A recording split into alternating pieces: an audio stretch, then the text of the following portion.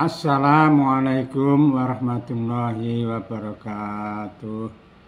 Alhamdulillah, alhamdulillah, alhamdulillahilladzi hadana hada wa ma kunna linahtadiya laula an hadanallah. Asyhadu an la ilaha illallah wa asyhadu anna Muhammadan abduhu wa rasuluh. Allahumma sholli ala Muhammadin wa ala alihi wa sahbihi ajma'in. Amma ba'du. Ya ayuhan nasi ittaqullaha haqqa tuqatih wa la tamutunna illa wa antum muslimun. Qala Allahu ta'ala fil Qur'anil Karim. A'udzu billahi minasy syaithanir rajim. Id ahrajahu alladziina kafaru saniyya isnain. Id humma fil gharri. Id yaqulu li sahabihi la tahzan innallaha ma'ana. Id yaqulu li sahibihi la tahzan innallaha ma'ana. Id akhrajahu, ketika itu telah mengusirnya Rasul Muhammad SAW. Siapa yang mengusir? Alladzina kafaru, orang-orang kafir Makkah.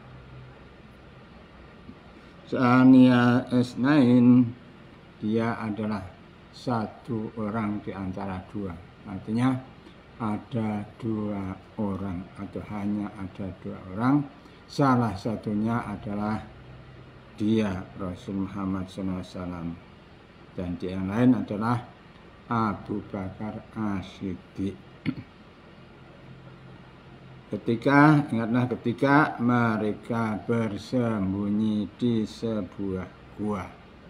Ketika disuruh orang kafir Quraisy, Rasulullah kemudian hijrah ke Mekah bersama Abu Bakar As-Siddiq.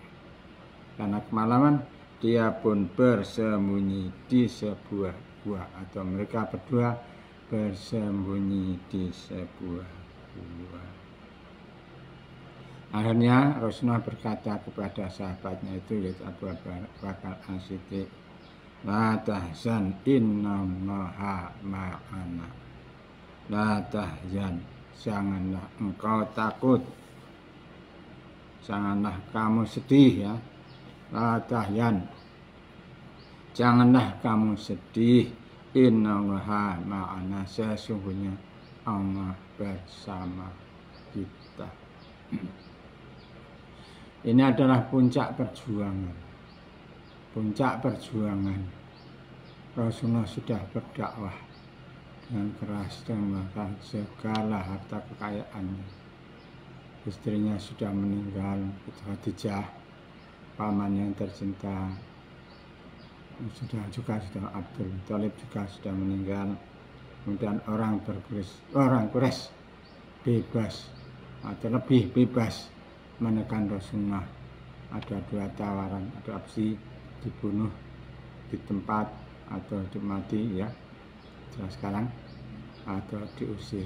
Dan ternyata Rasulullah merasa terusir, maka dia pun melarikan diri dari Mekah menuju Madinah, ditemani oleh sahabatnya bernama Abu Bakar As-Siddiq. Sesampai di depan gua, diriwayatkan gua itu bernama Gua Sur, Rasulullah pun bilang, ya Rasulullah, demi Allah, jangan engkau masuk dulu ke dalam gua itu, biarlah aku dulu yang masuk, sehingga kalau ada apa-apa sayalah yang terkena, jangan engkau. Maka Abu Bakar As-Siddiq pun masuk ke dalam gua itu dalam keadaan gelap.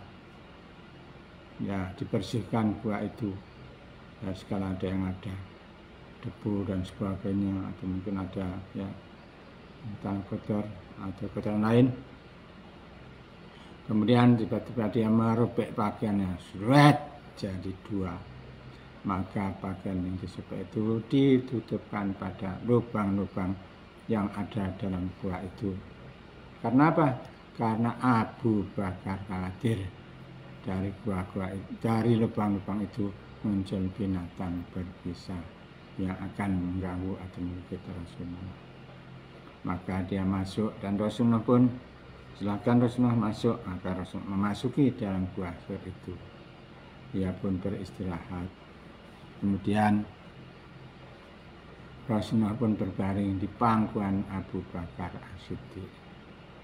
Sampai, ya mungkin dari situ aja nggak tahu, tidak diriwayatkan dalam itu. Sampai lama, akhirnya Abu Bakar itu merasa ada suatu hewan malam yang berbisa, yang menyengatnya atau mengganggunya. Dari lubang yang mungkin belum tertutup. Kemudian yang istilah sekarang sangat cengit dan agak menangis, ya, meneteskan air mata, ya, nahan sakit. Ketika meneteskan air mata Abu Bakar itu mengenai diri Rasulullah, sehingga Rasulullah pun mengenai, ya, diri Rasulullah pun terbangun. Ada apa, sahabat Abu Bakar? Engkau kok menangis? Ya Rasulullah, maafkan aku nampaknya disengat oleh binatang berbisa yang ada dalam bayi. La tahzan, inna Allaha ma'ana. Jangan sedih engkau hai Abu Bakar. Jangan sedih, sesungguhnya Allah itu bersama kita. Maka Rasulullah pun meludahi bagian yang digigit ular itu, sehingga rasa sakitnya bisa hilang dan sembuh. Jamaah kaum muslimin wal muslimat, itulah perjuangan Rasulullah dalam hijrah bersama sahabatnya Abu Bakar.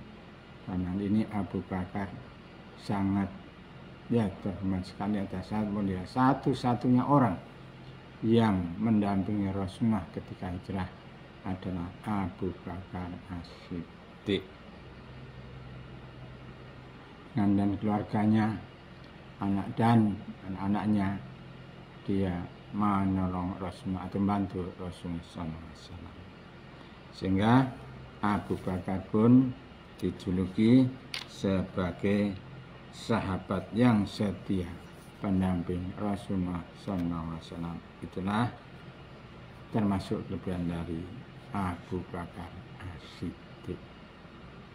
Kita, ya, mari kita dampingi, istilahnya apa ya, didampingi atau dilanjutkan.